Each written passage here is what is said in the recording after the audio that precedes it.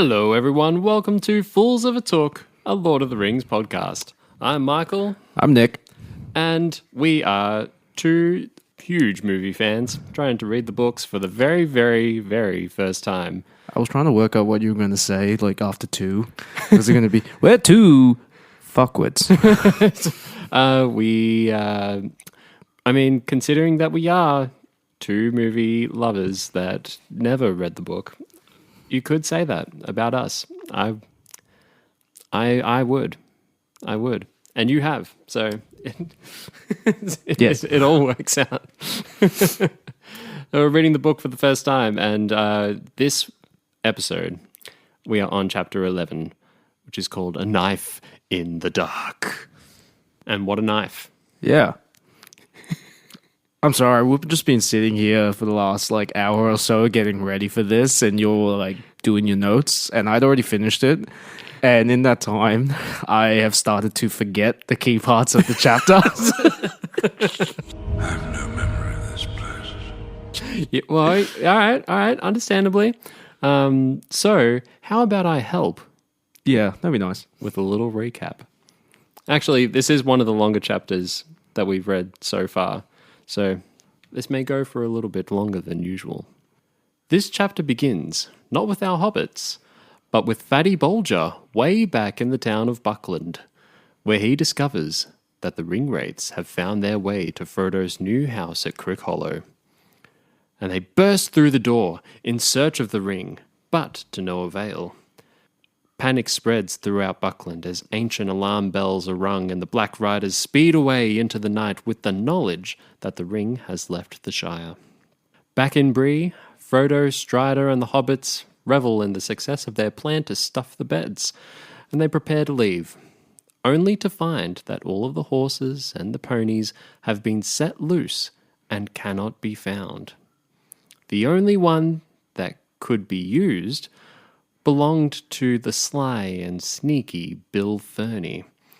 The pony was underfed and overpriced, and Strider suspected that Bill may have been one of the many spies of evil and maybe the cause of this delay. But they eventually leave Bree and make their way up the road before diverting into the wild and across the Midgewater Marshes, which was a grueling 5-day undertaking filled with insect bites and buzzing flies. But soon they reach Weathertop, an old watchtower where the men of the West defended against the evil northern kingdom of Angmar. And there were more history lessons shared about the Last Alliance and the tale of Tinuviel, of Beren and Luthien. And all the meanwhile, they knew that danger was about them, and that they should make camp, but would not linger long. For while Weathertop serves as an excellent lookout, it is also a place to be seen from below. And so they were. The 5 ringwraiths were approaching, and the unbearable temptation caused Frodo to put on the ring in hope of escape. The shadowed figures became clear, human, ghostly shapes, with one advancing upon him and stabbing him in the shoulder. Frodo removes the ring and holds it tight, while writhing in incredible pain. And the chapter ends there. Yeah, had a cliffhanger. A nice cliffhanger. I was like, what happens? Frodo's been stabbed? This is all one, the end of that is all just one scene. And you can't cliffhang the middle of an action scene. Oh, you can if it was a TV series. Nah, maybe. I don't know. I can't think of a case where it actually happens or where it would work. Who shot Mr. Burns? That's one crazy scene where one thing happened and you don't know how. Yeah. But man, that was what a time that would have been to live in. Yeah. As you see the photo of the huge billboard with all the odds on it. Yep. Best odds on who shot Mr. Burns. I think Maggie was 80-1 or something. Yeah. But that's a good cliffhanger in TV history. It's an excellent cliffhanger in TV history, but I wouldn't say there's a good one that's in the middle of an action scene, like fight. Arguably, Infinity War. I'd say the battle finished. But it was in the middle. It was in the middle of a big battle. The battle finished. It was in the middle of a war. I think the war was finished. The war wasn't finished because it's the Infinity War. They had to go back in time to start another war. But it's still part of the same war. No.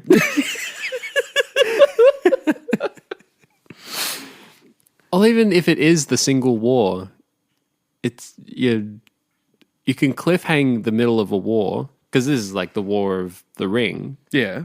But this is a very specific like battle scene where lots of things are happening at once. Oh, yeah, true. It was like, it's still the War of the Ring, but the Battle of the Frodo. Yeah? Yeah. Okay. Yeah. So like if it was the movie and it like, you know, if we were watching it on Amazon because even though you pay for it, you still get ads now. Yeah. So pissed off. Actually, with all the content that we've discussed thus far, it's enough for a feature-length film. Because, oh yeah, absolutely. like, there's so much. Like, yes, we've only really covered like half an hour, maybe, of the film Yeah. in regards to the book. If everything in the book was translated to film, this would be 2 hours. This would be easily 2 hours worth of content. Easily. And oh man, I would watch it again and again. But unfortunately, I'm still glad it exists. Yeah. Man, there's so much that I would love to see. This bit. All right, so back to my original thought. If this was on Amazon, Yep. and it dropped an ad break the moment after Frodo got stabbed, and the moment before Strider comes jumping in with his flaming torch, Yeah. would you say that's a perfect cut time to ad break? Yeah. Like, that's when I would cut to an ad break. I also, like, part of me is imagining the Robert E. Wilde music playing after Frodo gets stabbed. What's the Robert E. Wilde?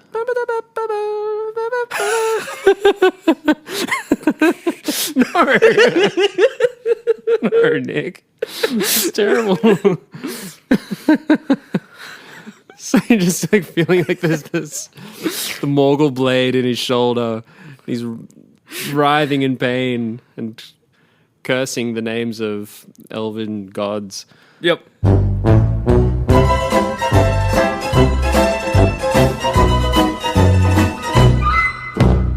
Exactly. And then cut to ad break? Yes. Okay. Well, Or it just cuts to an ad that's just like horribly, like, just has the worst content based on that. yeah, probably. Like a man. I don't know, like a golf ad, like, get a hole in one. With the new Callaway golf set. Oh, well, we're starting at the end here. Let's go back to the beginning. Yeah. When I was first reading it, I thought it was a dream. That Frodo's dreaming of the ringwraiths finding like, his house in Crick Hollow in Yeah. Buckland. It seemed like it was going that. But then I looked back on it again. It's like while everyone was getting ready for bed, it's like the first line. It's like I should be more vigilant. It's like the first line was like as they were getting ready for bed, Fatty Bolger was sitting in. It's like, for that transition, it's like a George Lucas screen wipe. Yeah. Everyone closes their eyes. Screen wipe. Yes. As they prepared for sleep in the inn at Bree, darkness lay on Buckland. So, like, I don't know. It just seemed like, because we've happened a couple of times where Frodo's like he's dreaming of something that may actually be happening, like Gandalf's battle with Saruman, maybe, or something around the gates. Yeah, I guess like Frodo is a dreamy boy. Yeah, he is, and with a ring of power at his side, if that's affecting his dream content. It could be possible. I don't know. I feel like the ring is capable of many things at this point. It's like dream content. I think it's just making him loopy. Yeah. Absolutely. Like, yeah, he's just loopy. He's a loopy boy. And if the black breath that knocked out Merry and sent him into a dream in the previous chapter made him do all sorts of loopy dreams. Same thing would happen to Frodo. Yeah. Seems to be the case. I And wasn't now- expecting that. I wasn't expecting the George Lucas screen wipe. Yeah. It just seemed a bit weird. Yeah. Well, I mean, hey, it's like it's building the terror. Yeah, but when it comes to like writing, I don't know how I feel about like jumping between scenes. Because up until this point, we've just been... It's been very linear. Yeah, it has been very linear, and we've been seeing everything through Frodo's eyes. Yes. Like, that's literally our point of reference. Yeah. And so, for that to shift to a different style of writing where this kind of jump happens, yeah, I guess if you were binging the book... I don't know who in their right mind would feel inclined to binge the book, but if you were, you'd be kind of snapped out of this illusion of, the shit that's going on. Do you think Fatty Bolger survived? Yes. It seems that he did. Yeah. So we're trying to remember when we were... It doesn't really make it clear, like, that he's kicked the bucket. I mean, he runs away Yeah. very quickly, and he's like spreading news. Well, when I say news, he says, "Fear! Fire! Foes!" And he's just causing a stir, causing panic among Buckland. Fear, fire, foes, fum. Yeah. Fear, fire, fum. No. No. They're not connected. No, surely not. It can't be. So was that Jack and the Beanstalk? Yeah, it's causing a great stir in the town of Buckland. They're ringing bells that haven't been rung for 100 years, as like alarm, the town alarm bells, or like an air raid horn. Like that? Yeah, it just sounds exactly like a water bottle. How about my water bottle that I've got here?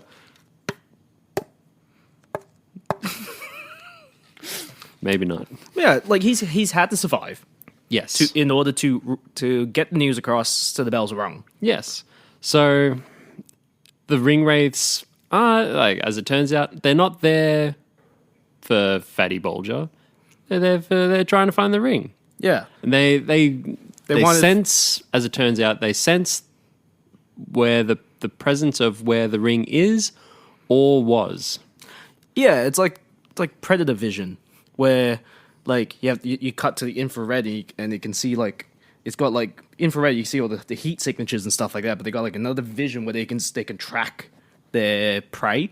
Yes. Yeah, So if you had all the tracking data on it, you would see the ring, like a track of the ring going into the house, and then also you should be able to see it leaving the house.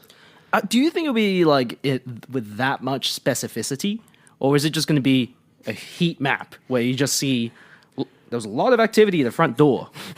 So, let's check out this place. Yeah, Probably, possibly. it's Wraith vision. yeah, wraith vision. Sword of Omens, give me sight beyond sight. Or is it like a feeling in their jellies? Like they get closer and they just go. But it's the ring wraith noise. Maybe. And then it's like they're walking like they walk in another direction and it's just like You sound like a turkey.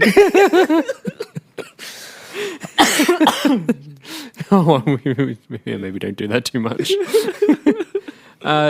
It's very well. I mean, they use the screech as like a echolocation.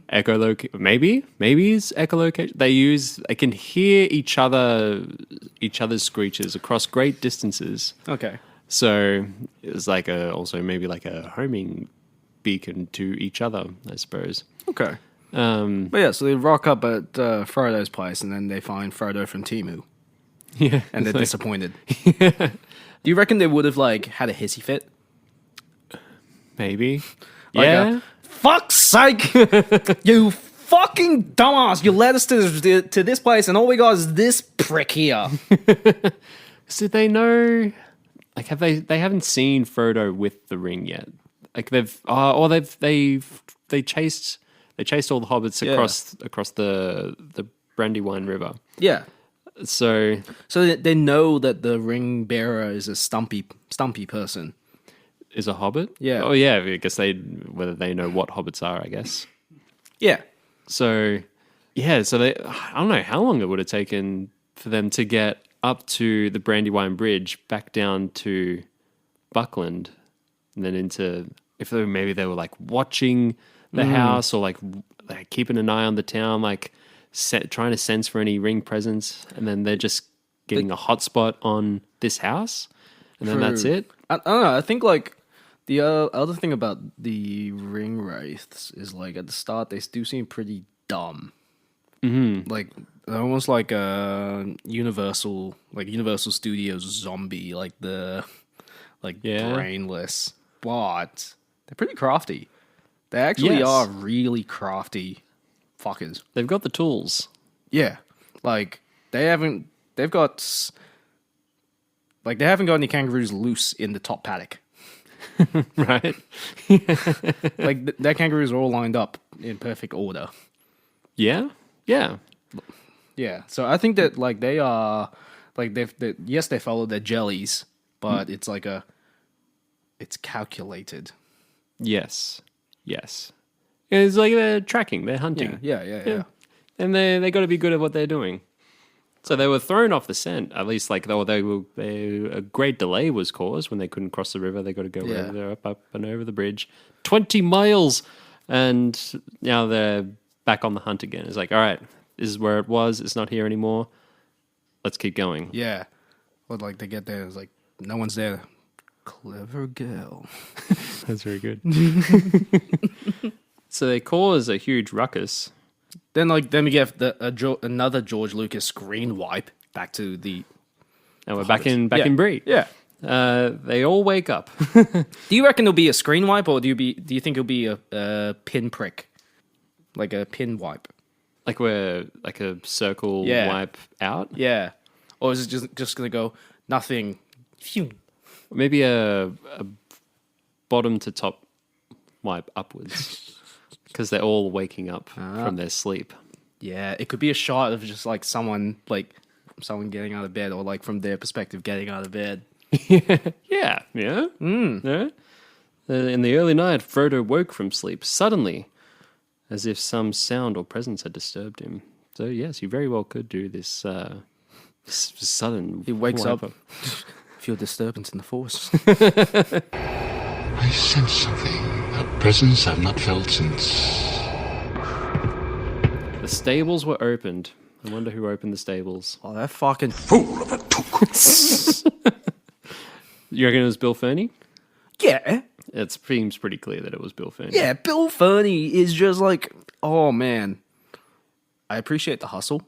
Like, restricts supply to increase demand. Therefore, he can charge a premium for whatever goods he has.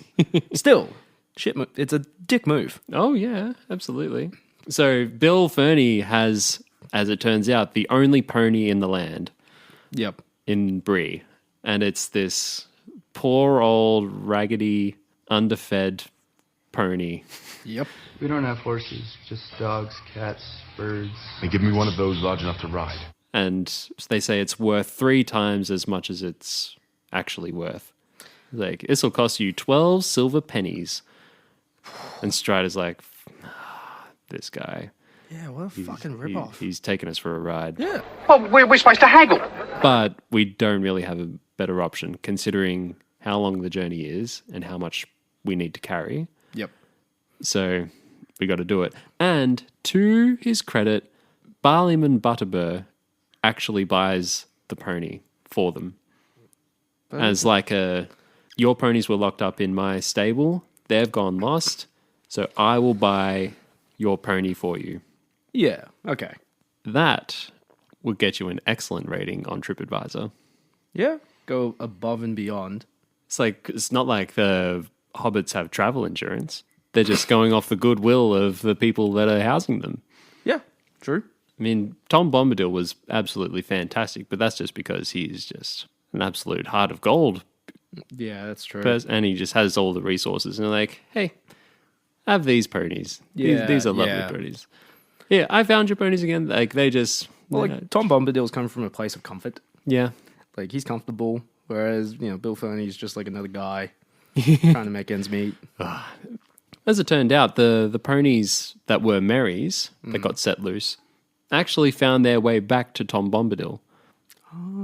It's like, I think they were finding their old friend, the other, like Tom's pony called Fatty Lumpkin.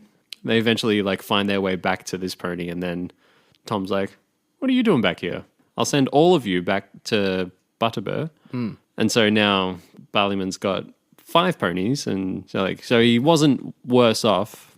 But in the moment, Barleyman's just spending a bunch of money on a terrible pony for someone else, probably because of someone that either because of Fernie or someone that Fernie was affiliated with.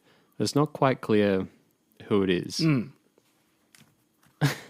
As they're leaving the town of Bree, it calls up quite a stir because, it's the word spreads quickly of all the hobbits that have come into Bree. One of them has this miraculous thing with disappearing, and now all the ponies have gone, and now Strider is traveling with them. So stories are going around that there is a hobbit that just disappears on command, or just disappears randomly, and horses have disappeared.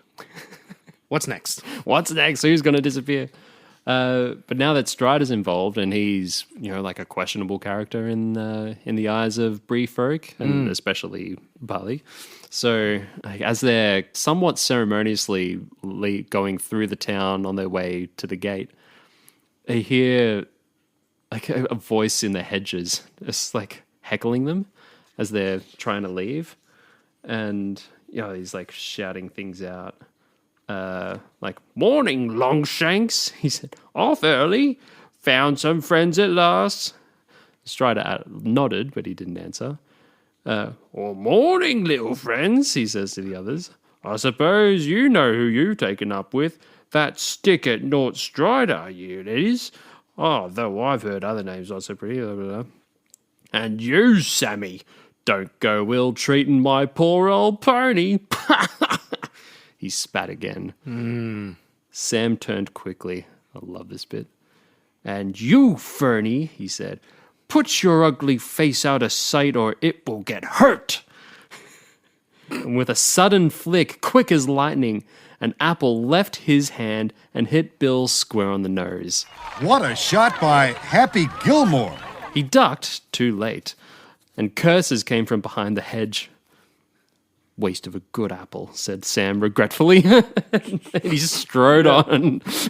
That's like a best demonstration of Sam.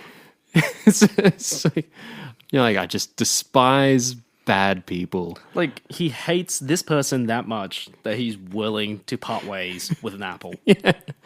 And you know what?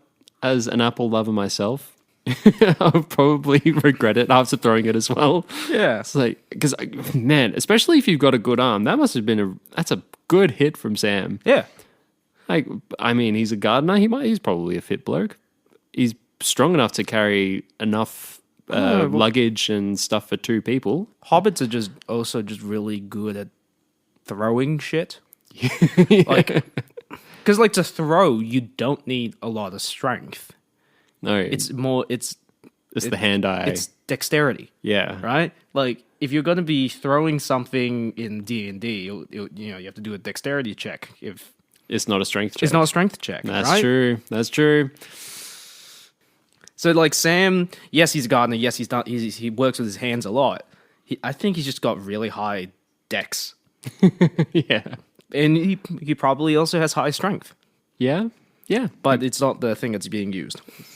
By any measure. it's a fantastic moment.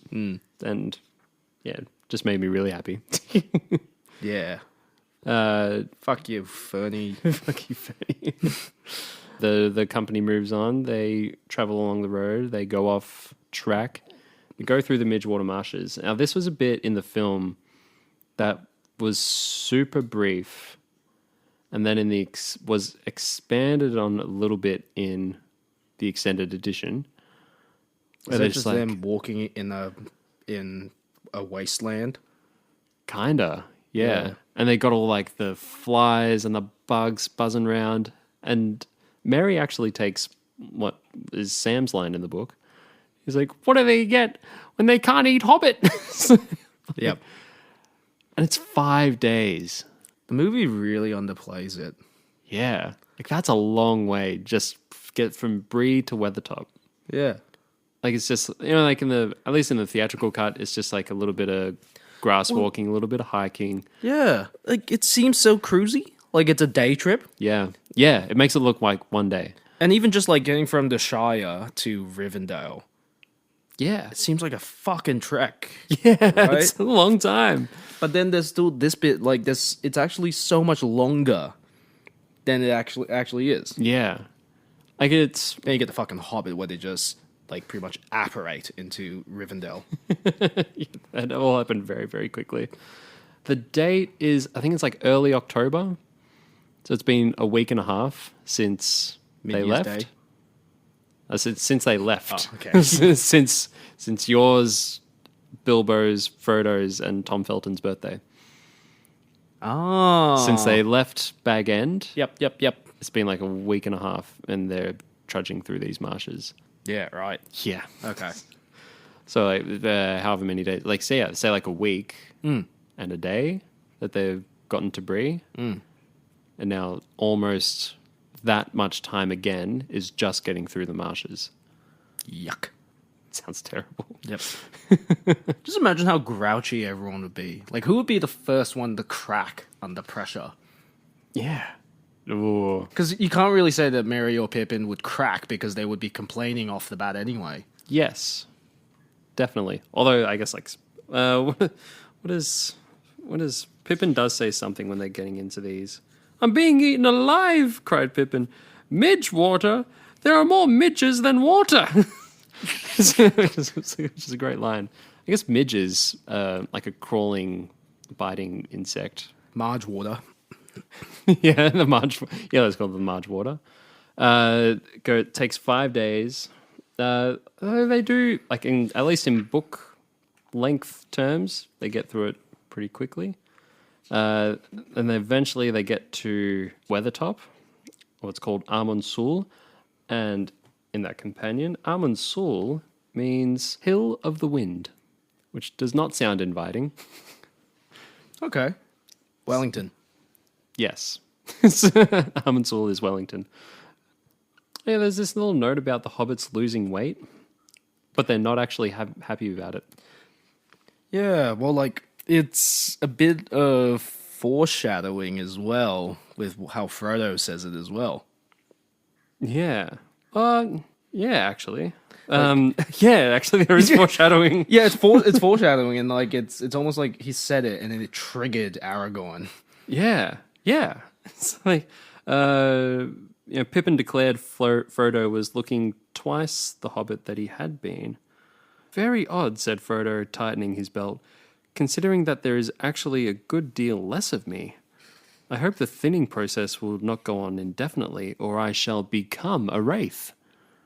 "Do not speak of such things," said Strider quickly, with surprising earnestness.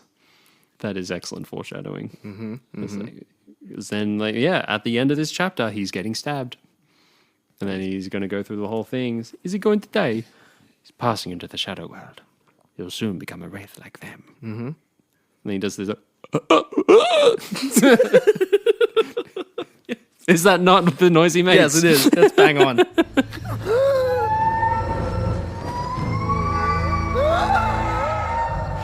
And some bird makes a noise. It's not a pigeon. But when they get there, they start telling all these stories. Yeah, it's like swapping war stories.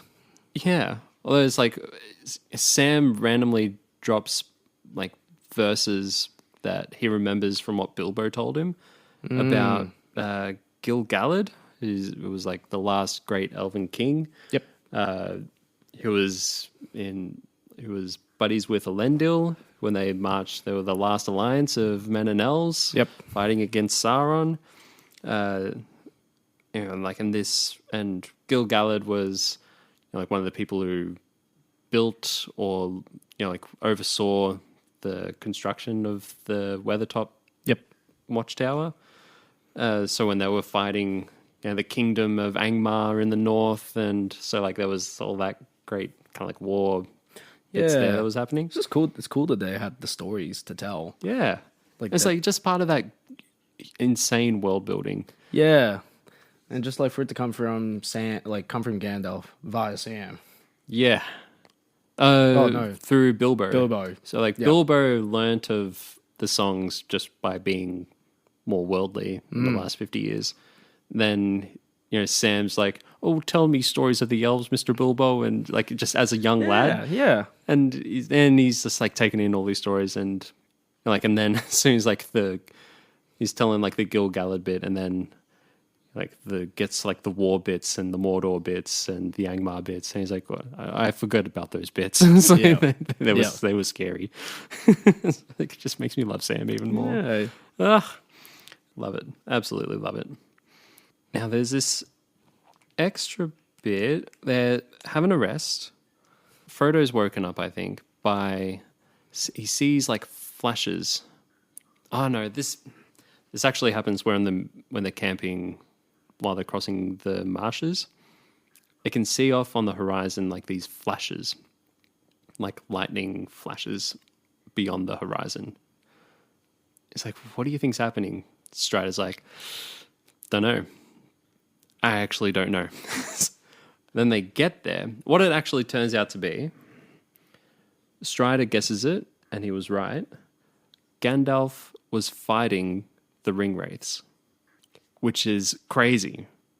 It's like, don't you think that should be in the movie? That sounds like an awesome scene. So Gandalf is fighting ringwraiths, and they're just seeing these flashes. Yeah. So they're seeing this battle. it's like ricochets from a lightsaber battle. Yeah. From like way beyond like the horizon. Like they can maybe like faintly see like the watchtower on the horizon, but they're just seeing like these huge flashes of light. It's coming like from that's it. like something that really needed to be in the extended cut. Like, it's useless. I guess like I don't know if it was like storytelling sake, like Gandalf just has one huge roadblock, and it's like the treason of Saruman essentially, and how he gets imprisoned up on the tower, and he's just stuck there for ages and can't do anything about it. But now seeing that he's also like doing like all these extra bits and he's fighting all these extra battles, it sounds so cool. Yeah, it's like there's these extra side quests. Like you could do almost film and like do another film of the side quests of Gandalf during whatever's happening for the Fellowship. Yeah. It'll be like Lion King 1.5. He's just like Timon and Pumbaa's journey alongside the Lion King. Yeah. Seeing this version of it, I think we've pitched this once before. I think it was the ringwraiths journey alongside the ring. Yes. But also, Gandalf's journey alongside the hobbits, and he's just like fighting all these battles to help make sure that their path is safe. Like he took on like 4 or 5 ringwraiths at once, and like he didn't lose. So like Aragorn, like he fended them off, and Aragorn took on 5 ringwraiths, and I'm just imagining Gandalf doing it, and it's more epic. but like Aragorn, it's more impressive because he's just a man. Yeah, and he's just got a little fire torch. And he's got his broken dagger sword. Yeah, I don't know. I just thought because you don't see that many like proper like wizarding battle scenes. I guess like there's the one with Saruman, and then There's the one in Moria against the Balrog. Yeah. And then, and also the bit with the Witch King in Gondor that he loses because, like, in the extended edition, True. it's like, and he breaks his staff. I'm like, but it doesn't. I just would have loved to have seen it. Mm. And like with all these like great, tremendous like flashes of lightning and coming out of, He cast Fireball. he casts Fireball. So they get up to Weathertop. I guess they were lingering around a little bit too long. I guess they were damned if they did and damned if they didn't. Yeah. Like if they hung around, then Frodo's ring is kind of like drawing the ringwraiths near. It's almost like it didn't matter what they did, like what efforts they took. Yeah. The ringwraiths are gonna find them. Yeah. And if they left, then they're just like kind of like sitting ducks in the wild, and Yeah. it could just be jumped. Yeah. Yeah. Or ambushed. They can just be ambushed Yeah. in the bushes, literally. So it's like, yeah, what would you rather? Would you rather like be in this tower where you have, I guess, like have some kind of defense, and It's like you're gonna be seen. or would you try and run for it in the night? Yeah, but that's not sustainable. Yeah. Like you're gonna be seen anyway. Like they're gonna know where you are, whether you're running or if you are at Weathertop. Yeah. At least at Weathertop, you can see when they're coming. Yeah, and I guess like by the time they did see, yeah, it was 5 ringwraiths. I think the description of them was just like really set the tone for just like the kind of terror that everyone Yeah. was justifiably feeling. Yep. Over the lip of the little dell, on the side away from the hill, they felt, rather than saw, a shadow rise. One shadow, or more than one. They strained their eyes, and the shadows seemed to grow, and soon there could be no doubt. 3 or 4 tall black figures were standing there on the slope, looking down on them. So black were they that they seemed like black holes in the deep shade behind them. Frodo thought that he heard a faint hiss as of venomous breath, and felt a thin, piercing chill. Then the shapes slowly advanced. That'd be freaky. That's super freaky. That would be terrifying. So, like, immediately, again, like in the film, terror overcame Pippin and Merry, and they threw themselves flat on the ground. Remember when the 4 hobbits are kind of like curled up in a foursome? Yeah, Like they're all coming over, like he just reaches out, and then Merry and Pippin just like dive straight off to the side. Yep. It was like, wait, what happened there? Did they get pushed or did they just jump? No, they just they threw themselves down. It's like, no, I'm out. So, Like first instinct is just to cower and hide. yeah, and Sam is kind of, well, I guess in the movie, Sam actually tries to fight them. Yes. which is unbelievably brave. Yep. and courageous. It amazes me that he doesn't get killed, that he gets kind of like pushed off to the side. But here, he kind of like I don't know, like shrinks down to Frodo's side. Is like half protecting him because he doesn't want to leave him, which is so sweet, but also feels like he's in absolute terror and can't do anything. But Frodo, I think this is probably like one of the best descriptions of the temptation of the ring, if I may. He was quaking as if he was bitter cold, but his terror was swallowed up in a sudden temptation to put on the ring. The desire to do this laid hold of him, and he could think of nothing else. He did not forget the barrow, nor the message of Gandalf, but something seemed to be compelling him to disregard all warnings, and he longed to yield. Not with the hope to escape, or of doing anything, either good or bad. He simply felt that he must take the ring and put it on his finger. He could not speak. He felt Sam looking at him, as if he knew that his master was in some great trouble, but he could not turn towards him.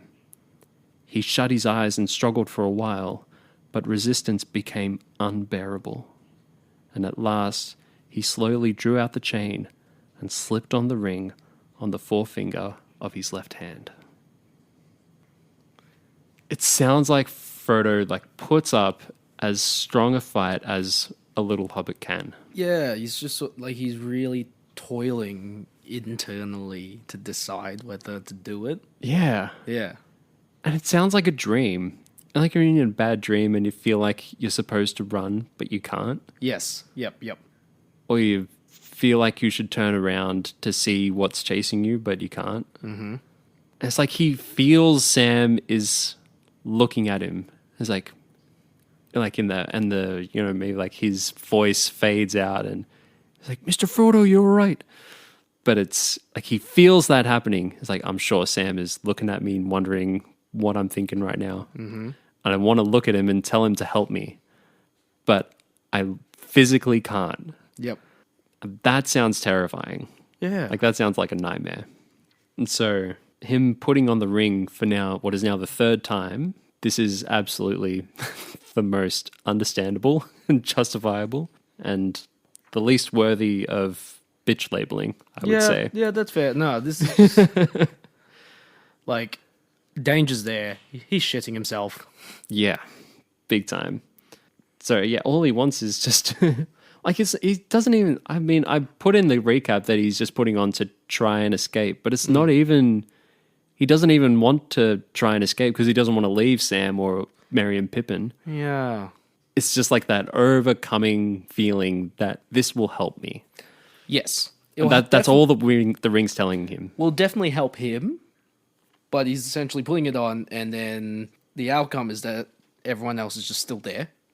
Yeah. It's not like it magically teleports everyone else. It just obscures him, or he believes it obscures him. Yeah. And he realizes immediately, I was like, oh no, I'm not. Like all the shadowed figures are now bright, white, crystal clear, kind of like ghostly look. I think the movies interpret it well, but it's everything else is as it was. So instead of like the white ghosty, like other dimensional look that the movie did, it's everything looks exactly the same. But now all the ringwraiths are like, yeah, you can see their faces. You can see all these chains and jewelry like flowing about them because they were kings. Yep, like the remnants of what they were. Yeah. So now that like he can see them more clearly, they can see him more clearly. Yeah. As soon as like their eyes just like kind of lock in, they're just locked in on him now. And then like 3 advance, and then 2 stay back, and 1 advances. Who we learn later is the Witch King of Angmar. But it's literally just like he puts it on, and they're looking to go, and it's pretty much like peekaboo. Yeah. It's like, oh, you think you're safe now? Yeah, no, not at all. Yeah, you're in trouble. But to Frodo's credit, he actually managed to find. He pulled out his sword, which I don't know why. It's glowing red. That doesn't make any sense. No. And if it's, I don't know, like, because this is one of the swords that he got from the Barrow, from the Barrow Wights. Yeah. And I don't know what the properties of these swords are. And he manages to, what does he cry out? Oh, Elbereth Gilthoniel. I don't know who they are. Is it like a similar way of just like proclaiming to like a god thing? Give me strength kind of thing. Oh, okay. Yeah. Okay. And he makes a swipe and he gets his feet. He like throws himself to the ground and just like swipes at his feet. Gets him. The Witch King lets out a huge screech, then stabs him. Felt a pain like a dart of poisoned ice pierced his left shoulder. I don't think poison doesn't necessarily. Yes, okay. Yes, it's poisonous, but it's cold and you're getting stabbed. It's gonna hurt. Doesn't matter if it's poisoned or not. A pain. I mean, like pain. A pain like a dart of poisoned ice. Like, who has had that experience? Who has been on the receiving end of a dart of poison ice? Like he's just feeling this and he's in absolute agony and pain. And then he thinks, you know what this feels like? You know what this reminds me of? You know, a dart of poisoned ice. Yeah. That's what's in me right now. That's what I'm feeling. It sounds terrible. It sounds awful. And then a glimpse, he catches a glimpse of Strider leaping out of the darkness with a flaming brand of wood in either hand. Where was Strider this whole time? Where are you? Because there's no like bit of, I'm going to have a look around. Or it's not like they were looked like they were. It doesn't. There's no writing where it shows like, oh, they looked around and they couldn't find Strider. It's just like he's just not mentioned Yeah. for a period of time. Like the last time he's mentioned, you know, like the gazing into the shadows that encircled them, nothing happened. There was no sound or movement in the night. Frodo stirred, feeling that he must break the silence, and he longed to shout out loud. "Hush," whispered Strider. "And what's that?" gasped Pippin at the same moment. And then it does the description of the ringwraiths coming out of the shadows and encircling them. So there's no mention of Strider diving off to the side or, you know, like, I'm going to hide over here, try not to get stabbed. And then Maybe he just went and had a shit. He was off pinching a log. when nature calls. Yeah. When you gotta go, you gotta go. Yeah, exactly. And so like JR Squared doesn't want to disparage the name of Aragorn, so he just doesn't talk about it. It fell on the cutting room floor. Yeah. So, Aragorn was left was overcome with the unbelievable urge Yeah. and temptation to A dart of poison ice. so that I guess that I cannot think of what Strider could have been doing. He would lose track of Frodo because he puts the ring on and he's like, "Where's Frodo gone? I don't know." But he would still see the shadow, the ringwraith, approach him or approach wherever Frodo is, which couldn't be more than a few feet away from him, and like stab something. That like have like a dart or like a knife. Yeah, his knife or his dagger. Yeah. Stab, and then what? A few inches of that knife, of the end of the knife, disappear. Yeah. Actually, maybe Aragorn just disappeared. He saw the ringwraiths appear, materialize, and start to head towards him. And he goes off and tries to get sticks to, do his little Get his fire going. get his fire going. And then he's just not lighting. He's like, fucking light, just light your damn fucking things. And it takes him that long until Frodo gets stabbed. That's when he comes out, dual wielding, ready to go. Keep close to the fire with your faces outward, cried Strider. Get some of the longer sticks ready in your hands. So they're standing at the fire. Oh. I don't actually know what's happening. Nah, I think the shit is actually the best theory. It has to be. It's like, I can't think of like what's happened in these few moments, and Strider's just like, oh, they're going over there. Good thing we're not over there. Why is he stabbing at something else? Hang on, where's Frodo? Oh my god, that must be Frodo. Ah! Yeah. That must be it. So, when he said not a chapter ago, if by my life or death I can save you, I will. He's off to a poor start. He didn't say anything about pooping. Like, it's not like a terms and conditions thing where you have to put all the weasel words in. Like, it's kind of implied. Man's got to go. He's got to go. He's got to go. When nature calls. It's like, well, imagine reading this for the first time. You've got the main protagonist getting stabbed. Yeah. This, up until now, when Frodo puts the ring on, you're under the impression that he is invisible. His greatest asset is not working how he's anticipated it would. Yeah. And so it's completely destabilized this understanding that we've got of the ring and its ability. Yeah. Showing that Frodo is vulnerable, even while using the ring. Yeah. We know that's the case, but like Yes. if you're reading the first time, you're like, oh my god, what the fuck's going on? Is he going to be killed off? Because you get to the end of the chapter, that's literally it. There's nothing else from there. You're like, what the fuck happens? Yeah. And so you think it's like it's pretty early days in the book. Maybe he does get killed off. Maybe Sam's going to be the true ring bearer. I could carry it for a while. I reckon there's going to be so many people that have read the book the first time. Before the movies came out. Yeah, we'll be like, or before the animated movie came out. Yeah, they'll be like, oh my god, Sam is going to be the ring bearer from here. Surely. Wow. That's what I would have been thinking. Because up until now, I fucking hate Frodo as a character. Like him dying, I'll be like, yeah, fucking oh. Sam needs to be the ring bearer. It would be... Wow. Like, Sam is the one that... I mean, he doesn't carry the ring the whole way. He carries it some of the way. Yep. But he goes to the Cracks of Doom. He's there when Frodo... when the ring falls in the fire, into the lava. Yes. Like, he's there. So, like, who's to say that Sam wouldn't be able to... And it's already been demonstrated thus far that Sam is this really strong character. Stout-hearted. Exactly. So, like, I imagine another author writing this probably would have felt tempted to kill off Frodo.